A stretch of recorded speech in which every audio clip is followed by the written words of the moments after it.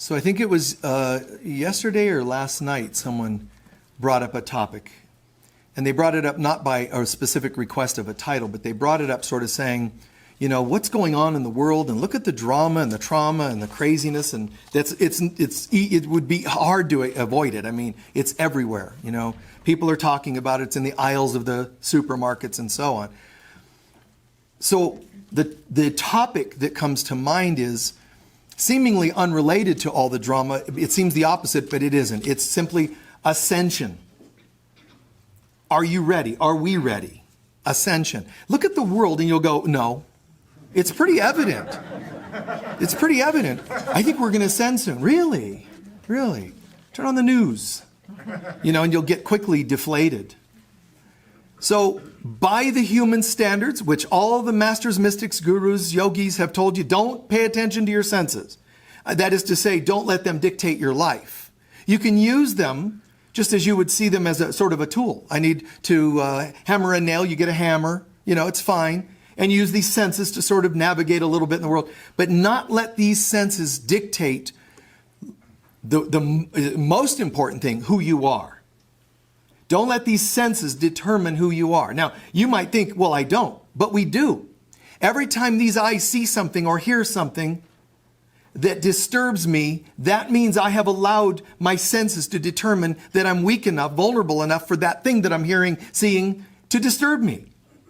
If my consciousness were to override, which is what Krishna tried to get across, if your consciousness were to override the senses, then you would realize nothing I see, taste, smell, etc., can override me, overpower me.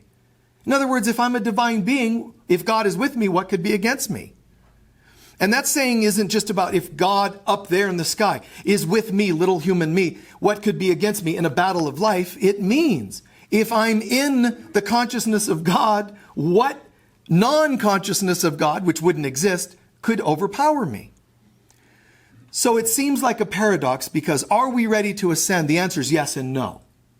No by apparent standards. No by appearance to the five senses.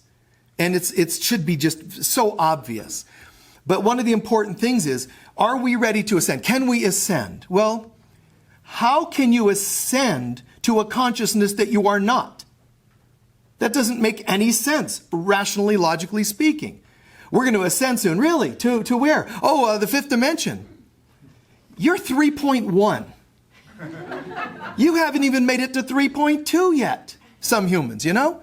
Like, you know, you're a program that hasn't even got an upgrade to 3.2. You're going to go to 5? Get to 3, get to 4. In other words, you can only ascend to a consciousness that you are. If you die and reincarnate, you don't get to go, I think I'm going to be a holy being, divine, completely one with God next time. This isn't like a shopping you do. Oh, a new pair of shoes. Oh, look, Christ, I'll try those on. It doesn't work like that. You are that consciousness or you're not. So are we going to ascend to where? Something other than you? How are you going to do that? It doesn't work. You can only be what you are. You can only be the vibration you are. And there's teachers out there, just raise your vibration. Oh, really? Go ahead. I'm going to watch. Ready? Go. Put a meter on the person. You know, it's just going to drop because they get depressed, because it doesn't happen. You don't just sit there and say, vibration up. And it happens. If you're not more loving, if you're not more forgiving, if you're not more aligned with God consciousness, then you can't be in God consciousness. And I know that can be deflating or depressing in itself. Because man, oh man, we would like a shortcut. But there are none. That's ultimately what the word responsibility means. It's not just being responsible for challenges in your life and addictions.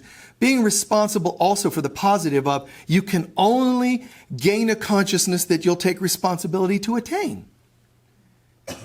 You know, we don't just go, okay, I want to try something else. Divinity. Ready, go. It just doesn't happen that way. So in a way, you can think of ascension as sort of a giant, beautiful tree. and you're at the ground level. Ascension would be like that tippy top branch of that tree. Now, how do I get to that place? Oh, I know. I'll climb the tree. You don't just suddenly get to become the tippy top branch. What we have to do is climb the branches. That sounds simple enough. Well, you just climb and go. That's what we call the spiritual path. What humans do is sit under the tree bemoaning the fact that things are falling on them. Pine needles, juniper berries, pine cones, whatever version of a widowmaker drops down on you, So that's not how it's going to work. That's the typical humans. Humans on the spiritual path start saying, no way, not me. I'm going to start climbing the tree, which is great. You get up one branch sideways. The first branches you're going to hit are fundamental. They're judgment. Judgmentalness is the fundamental branch. You don't have to earn your way up to the judgmental branch. Any branches that go out horizontally are a distraction. I'm not dissing trees, mind you. But metaphorically, they're a distraction. And what's amazing is life is like this, where we climb out on a horizontal branch, and then the branch will sprout smaller branches, and smaller, and then leaves. The leaves of any given branch are only the produce of that particular branch. In other words, if there's a branch that's 4 feet off the ground, these leaves are going to be 4 feet off the ground, roughly, because they're the outcropping of that branch. If that branch means resentment or hurts, unhealed wounds, tendency to judge, tendency for low self-worth, you climb up this tree and you just accidentally find yourself out on a branch. It's not an accident. Buddha said that why we reincarnate, he used the word because of desire. And then what Buddhists and followers of Buddhism and readers of Buddhism took that to mean was, there it is again, dang it, lust. He didn't say that. He said desire. Well, yeah, desire. That's because your head thinks that that's the only kind of desire there is. I'm totally centered. Oh, look at that. Like 1 minute you're holding presents and then, woo, wow.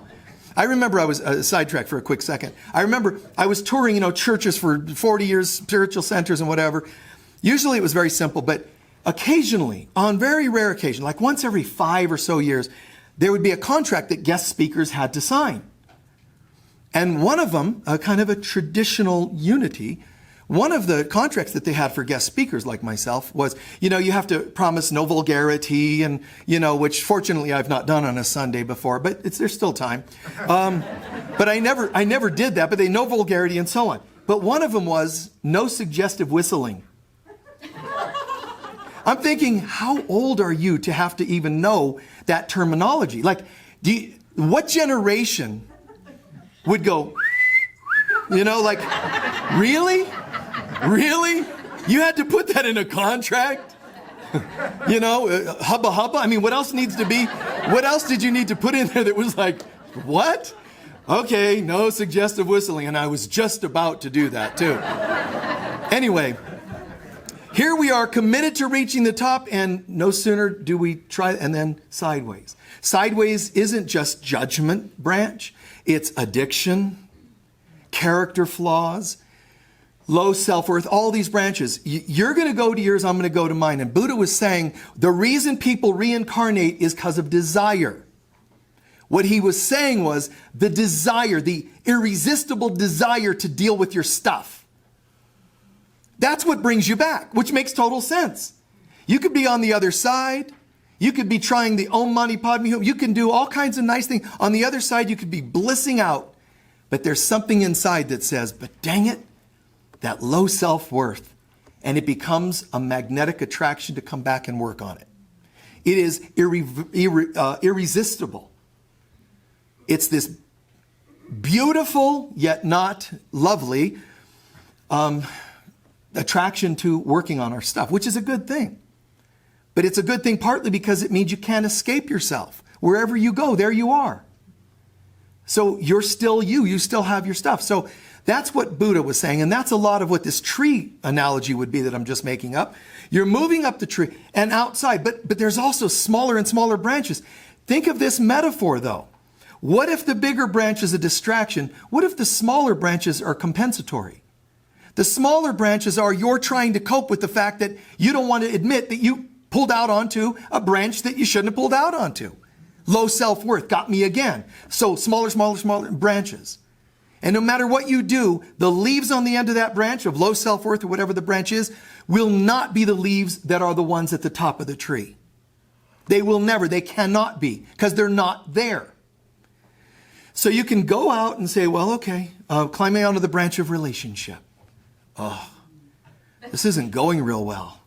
Maybe if we get into the same hobbies. That's the little branches. See, you're trying to compensate. Little branches. Oh, I know what we need. Date night. Seriously? Seriously? Honey, she says to him, would you be willing to dress up as a French maid? You know? And some people go, ooh, that's kind of stim. All it is smaller branches. And they will not support you. Climb out on the furthest extension of a branch. It's going to give. And you'll be, bam, down on the ground, reincarnating again to try again. Date night. I mean, no offense if you guys do date night. I'm just thinking, when you have to call me and do a date night, we're done. You know, if we can't be like in that beauty now anyway, it's kind of weird. It's like some weird rehearsal. You know, and that's me though. I want me to be everything now. Just like this place. You know, we came here and we took a few weeks to set up this entire place. In a couple of weeks. And I said to you at the time, people are like, well, how could you get that done so quickly? I explained, I'm not going to move our spiritual family into a shack and tell them, well, maybe within 5 years it should look nice. That's not my style. I would not want to bring a child into a household of conflict between me and their parent, their mother, and say, well, kids, if you hang in long enough, we'll start getting along. It doesn't make sense. In my life, I like to do my best, which I don't advise for everybody because it may not be your thing, but I like to be everything now. I like to do my best to be the best teacher now. You know, I've been to spiritual centers where they would say, okay, so here's what we do. We do literally, I'm not exaggerating, we do 15 or 20 minutes of announcements, about 10 minutes of music, and 10 minutes of lecture. And I'm like, what? Announcements at this one center, a very popular center, announcements were given more time than the talk. And it was the strangest thing to me. Because learning is what we're supposed to be doing. If people asked me to do it, I would stand here, and if people said, just keep going, I would be doing this for 48 hours straight, 7 days straight. I don't care. This is what I'm here to do on this planet. So it's not a thing I do, it's who I am. So to me, although it's a lot to ask a person in a sense, which I ask of myself, be everything you can be in the moment. Do all that you can do. Really deliver. If you're an athlete, really do your best to deliver each time and not be bored. Don't get complacent because you make so much money, you don't have to try so hard as an athlete or whatever it is. So to me, I really, sort of do my best to hold that presence, that consciousness. So we're moving on up this tree, out, and it starts splintering off into smaller branches. And it's very sad because if you think about your life on a practical level right now and think about your life, you'll be able to say, oh my God, I can think of one branch that started splintering off. Relationship, and then the relationship was so-so. So we had a kid, and then we had a second kid, and those are the little splintering off moments. Having a child should be going higher, not splintering off.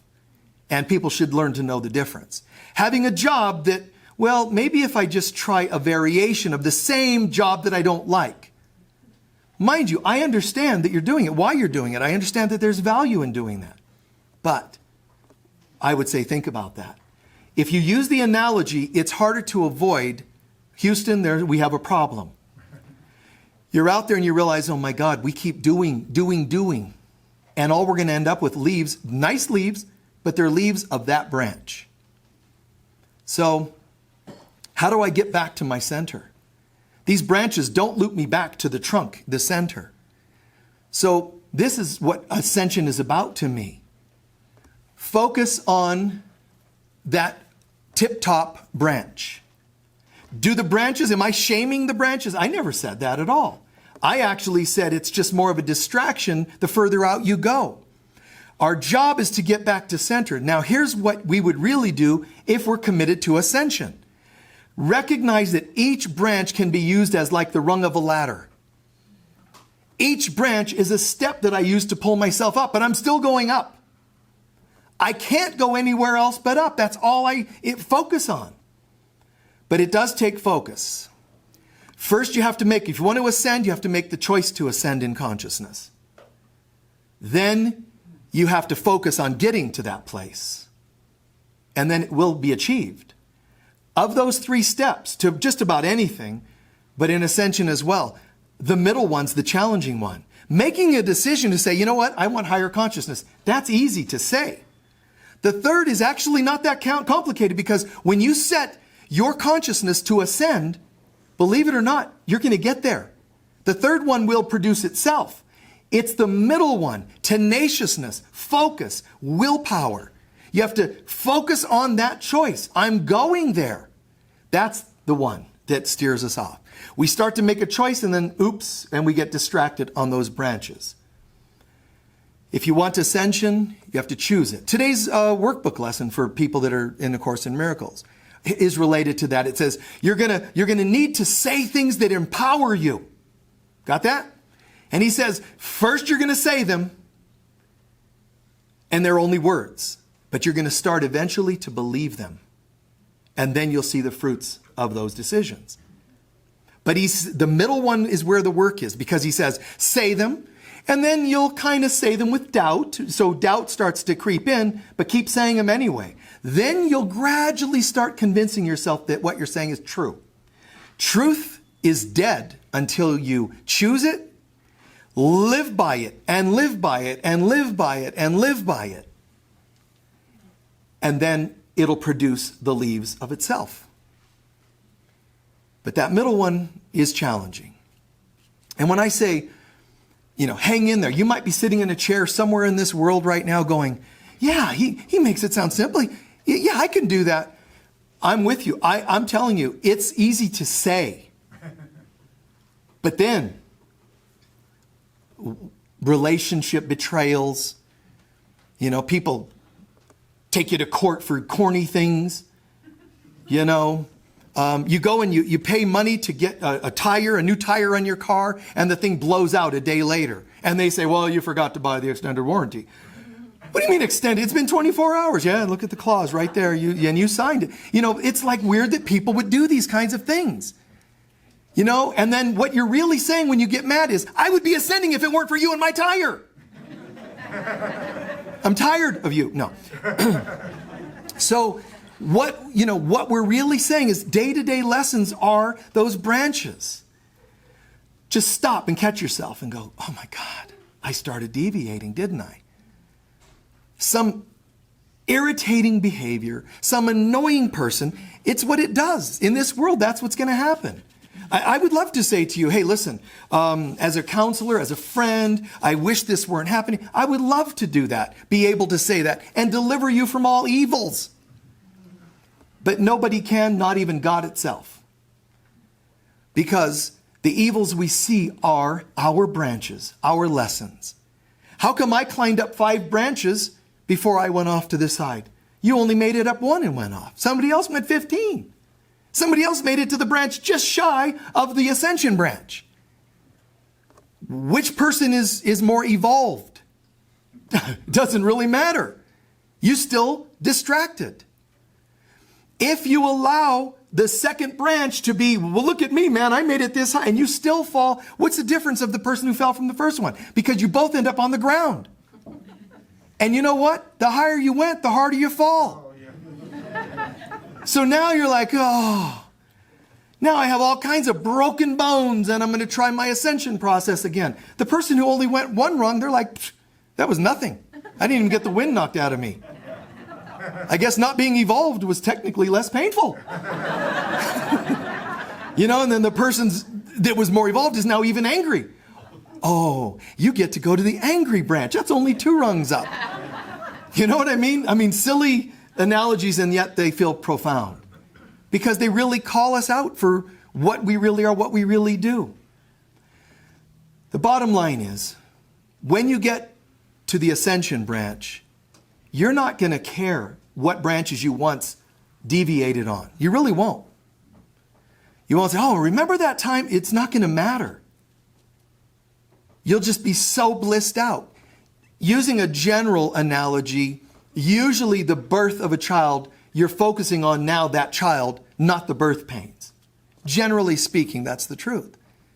Usually, a person that's handed a winning lottery ticket of $10 billion doesn't say, well, before I get all excited, I got to think about that. When I used to not be able to pay my phone bill, should I still kind of stress?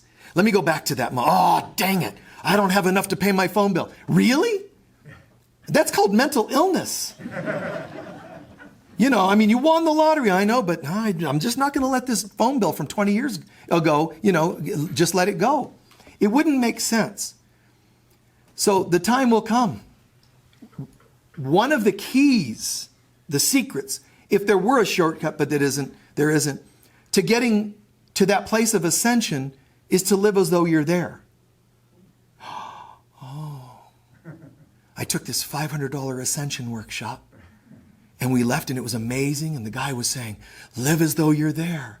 And I just felt so blissed out. When we're leaving, we're all namaste to each other and hugs, and Archangel Michael blesses you. And everybody's all cool and we all go buy purple shirts and whatever. And it's all very beautiful. But when you go home and you still have the same person in your house that you didn't like when you left, if you still have the same parents that abused you, where's the ascension now? That's where the work begins. I remember saying this at conferences that I would speak at once upon a time when there were such things as conferences. And I remember I shared this once, and I remember after saying this, every conference I ever went to after that, whenever certain speakers, I remember one of them was Greg Braden, he started repeating this at every conference after he heard me say this, and it was this, because I learned this the hard way. All this conference and everybody's blissed out and chanting together, and it's just like all you need is love as a closing song, and all this, everybody, amethyst, and everything's just so goddessy and spiritual. And then I realized after a few years of this, usually when I went to speak at a conference, I would stay over and do private sessions and things like that.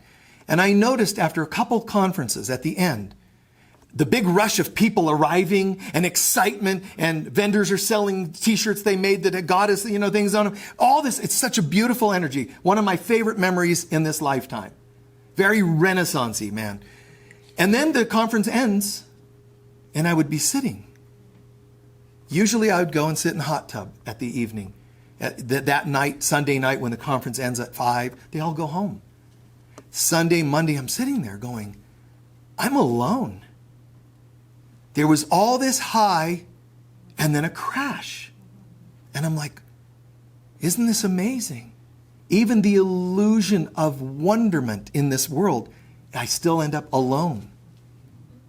And I'm like, wow, this is kind of depressing. But I thought it through and realized, this is amazing. I get it. So I said at the conferences, you have to integrate the conference and take it with you. Don't attend it and enjoy it, and it ends when it ends at 5 o'clock on Sunday. So the way I was wording that is that the conference begins when you leave. The training is now, but the real thing is when you leave. So I never forgot that. And I remember saying that, and people were like, wow. And then a couple of the speakers utilized that in their conversations, in their talks at these conferences, because it made so much sense. And I had people 10 years, 20 years ago, 15 years ago, 5 years ago, come to a 5-day intensive of mine. And there's all this, wow. Then I get an email a week later, God, when I got home, I just crashed. I said, don't you remember what I said during the workshop? You got to integrate it. You're still going to have to go home to your pseudo real life and deal with stuff. If you took the workshop as an escape, went home and found the same people there, that's not actually unusual. It almost never happened on this planet where someone took a spiritual event workshop, went home, and everything was different when they got home.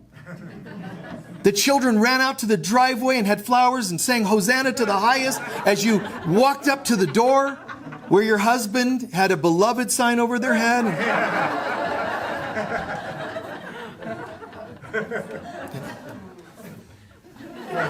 You know, that I don't know of anybody that happened for anybody. Miracles happened all the time at post workshops, but it's not like, you know, and then of course you go to work the next day, Monday, and there's a check. Guess what? We decided to pay you your true value. There's millions of dollars in a check there. You know, it doesn't go that way. And that's what happens when we think we're focusing on ascension. I went to this workshop, but you didn't apply it. So you went to the workshop climbing one branch, and, you know, you went to the workshop and I worked on, you know, some issues, and I screamed out this and I talked about my mother issues, but still something's going to get you along the way. Living as though we're ascended is what we have to practice doing. Living as though, not just like in some denial, naivete. It's not that. It's with each challenge that comes up, ask yourself, if I am ascended, and I assure you, you are, you just don't know it yet. If I'm ascended, how would I handle this situation? That's what we have to do. Just imagine that you're there. Just, you know, you don't have to tell anybody else. Just sit there for a second and go, okay, this person's doing this, you know, and I'm just frustrated and trying to get my point across. But wait.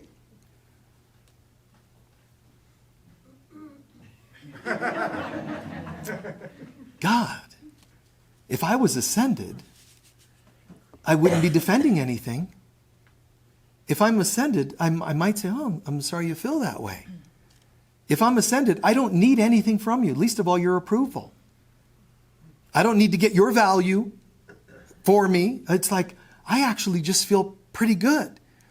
And you get that. And right now, it might be making good sense to most of you watching. You know, going, God, I'm going to do that more. Again, easily said. And your branch is going to be your challenge. You might skate right by my branch. If my branch is low self-worth, you might be like, nothing. So I'm doing pretty good because that guy got caught up in low self-worth. And when you hit your branch, that'll be when you pause. Yours I might skate by. So we have to each own our frailties. Those branches represent unhealed wounds, hurts, losses, low self-worth, judgments, angers, triggers, all those kinds of things. Okay? So we have to take time and look at it and say, I'm committed to, there's 3 steps. There's the theory, there's the practice, and there's the achievement of ascension. The theory is what we're talking about. We're talking about ascension. We're reading a book about ascension. I have a poster, I am ascending. I have a, posted on my bathroom mirror, ascension I am. All kinds of cute things. Theory, it's all it is. Practice is where you integrate it. And when you go to practice it, it'll first be words and then gradual stages of getting it. That still sounded quite nice and positive and easy.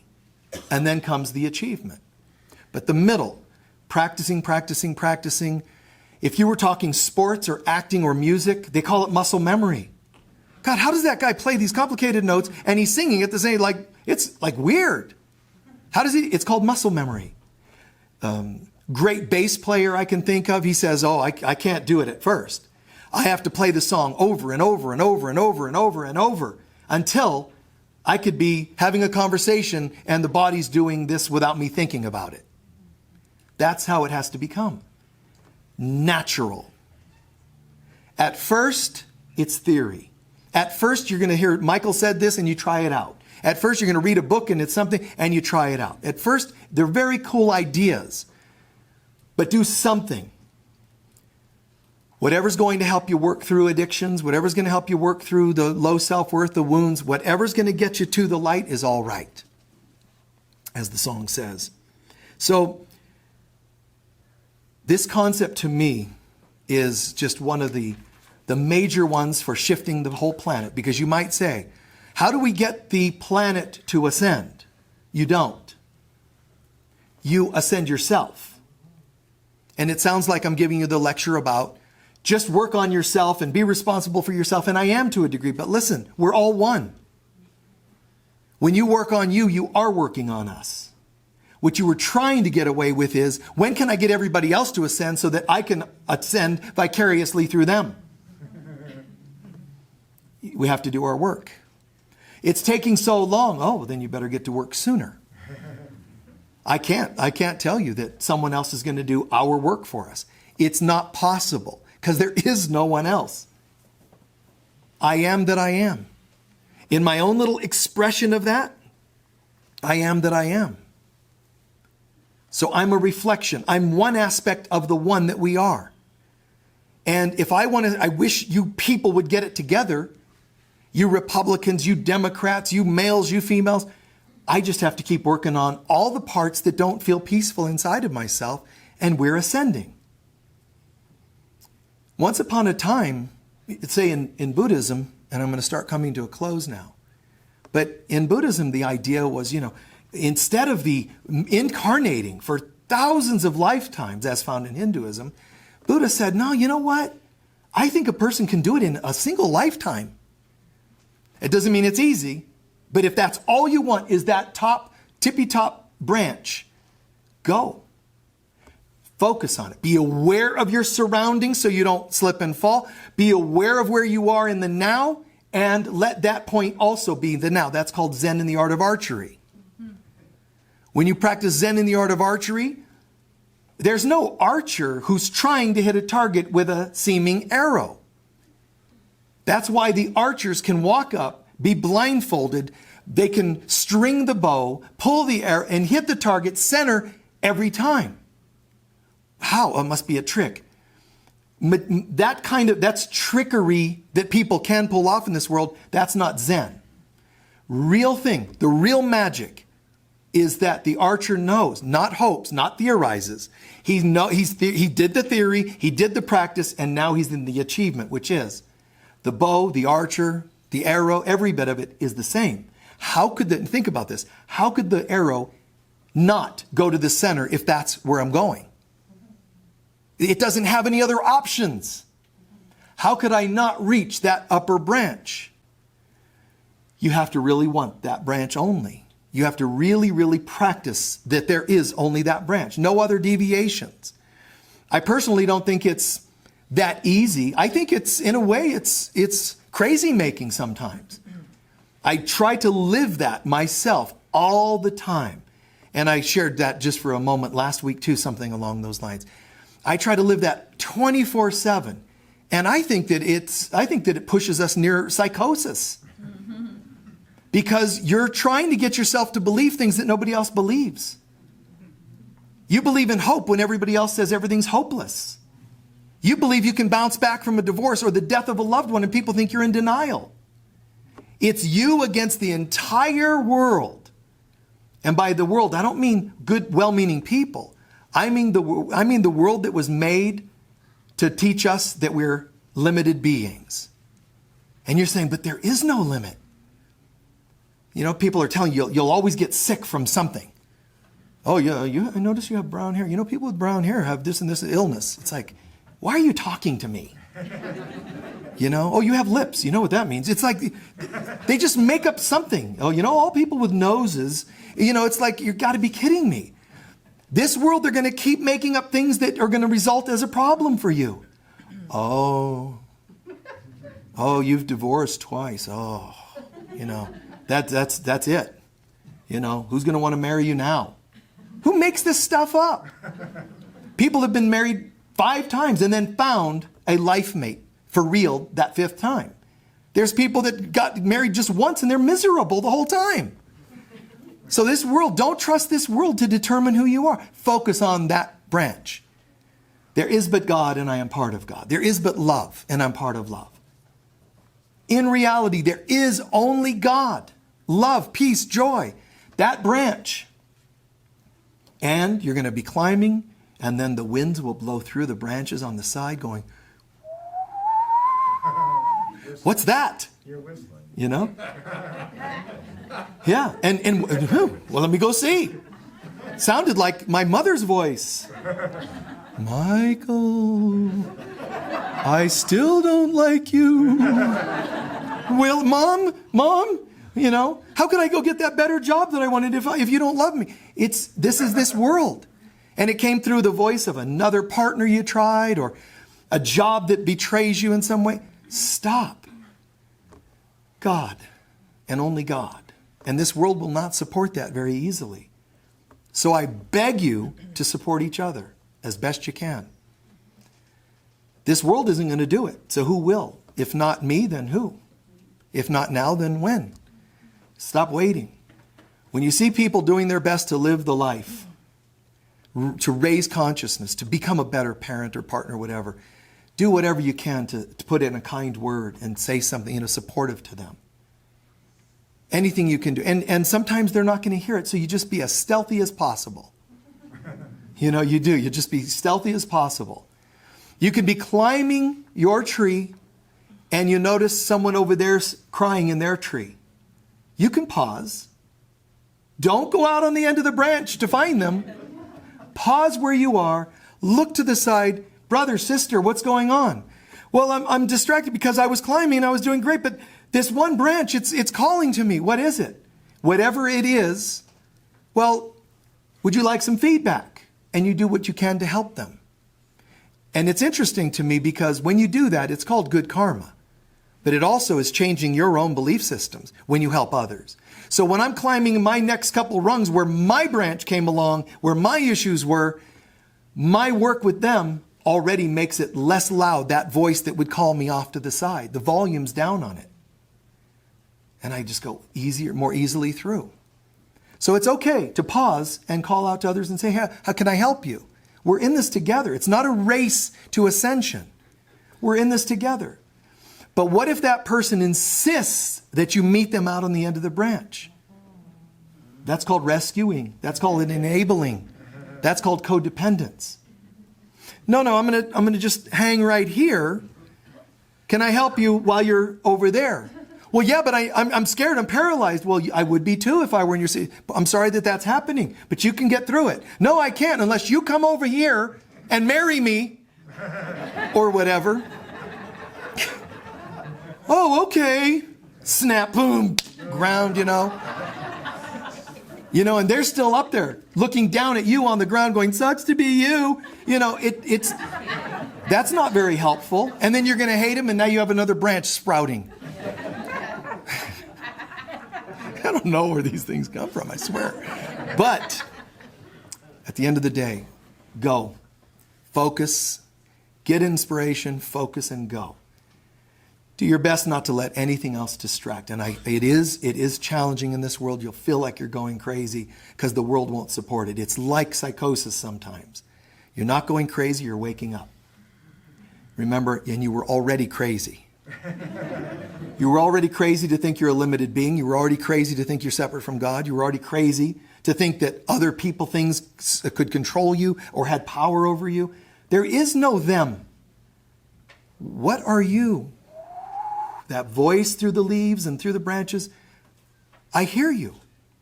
What are you? Remember, I didn't tell you to deny that there are branches. I didn't tell you to pretend anything. I'm asking you to focus, keep your awareness of where you are in the moment, and keep focusing. At the same time, keep focusing on your destiny in ascension. Something amazing, and it's that we never left God in the first place. You're not actually ascending because you never descended.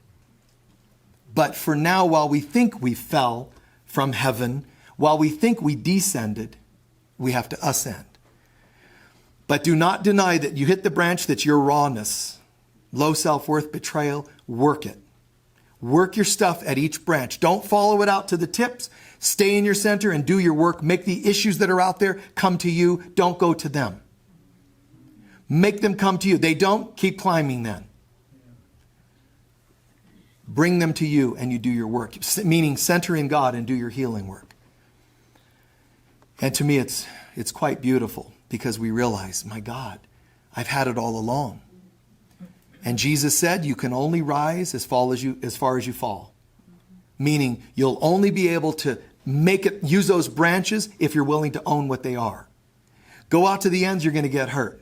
Don't deny that there's branches on your tree, but use them wisely. Oh, this is my hurts here. This is my challenges there. This is my belief system. Use them to climb, but go to the top. Our goal is none of the branches, none of the leaves at the end of the branches. It's only the tip top, ascending to higher consciousness. Let's please take a few centering breaths.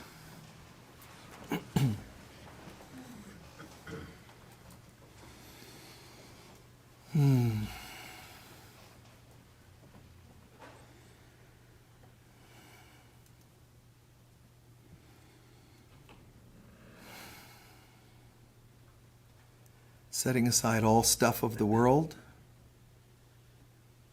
feeling, centering, integrating anything we heard today that made sense.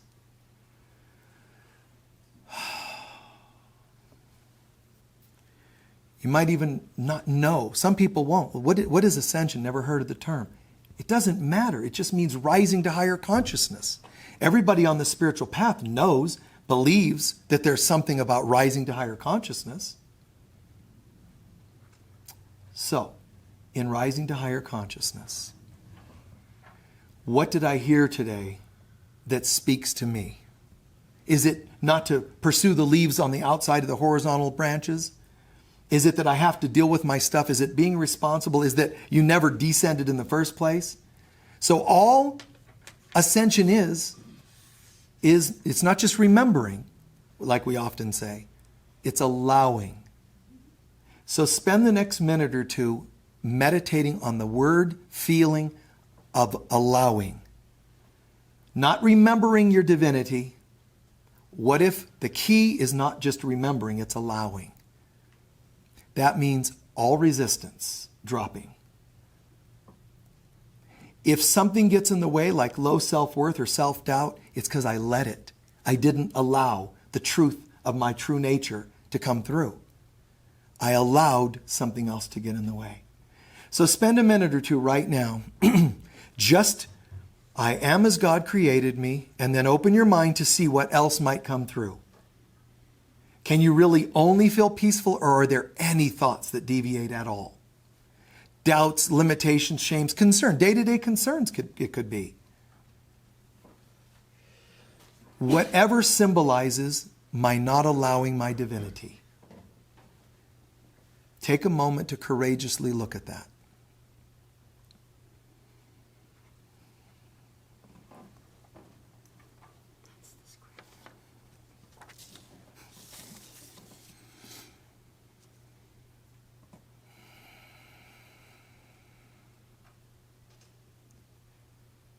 And imagine you're at the base of that tree and you begin to climb. Just move. Just move your hands, arms, move your legs, climb. Onwards, upwards, climb.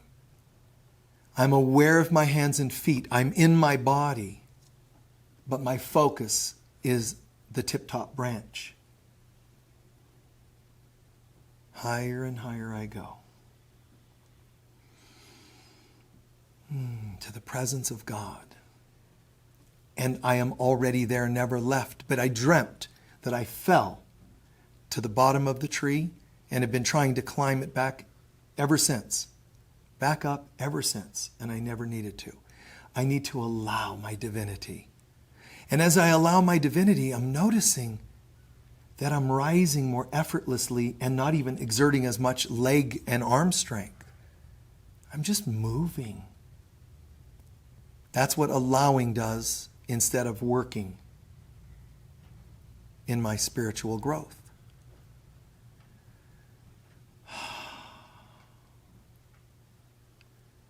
And you realize that if you reach to the very top, you've achieved that place, and you hear that there are brothers and sisters down on the ground or anywhere else on the branches, you're going to have two options. You're either going to say to yourself, you know what? I'm not going back down there. I'm going to rest here. You're allowed to. That's ascended mastery. You might also hear, now or later, I'm going to go back and help others achieve what I achieved. That is called a bodhisattva. You get to choose that. Rise and remain, rise and come back to help. Both are beautiful. See what you're attracted to do right now.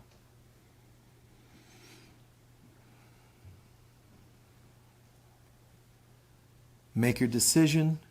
It's not a permanent thing. It's a decision based on this meditation right in this moment.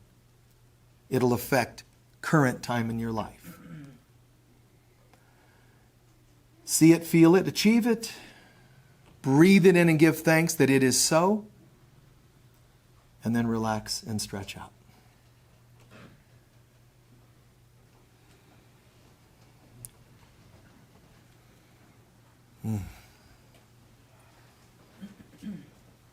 Very good, very good. Nicely done, guys. Thank you. Perfect.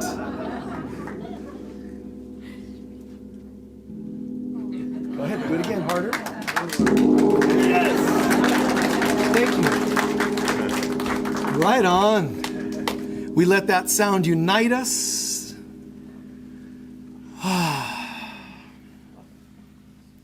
The light of God surrounds us. We are the light of God. The love of God enfolds us. We are the love of God. The power of God protects us. We are the power of God. And the presence of God watches over us. We are the presence of God. Wherever we are, God is, I am, we are, and so it is. Thank you.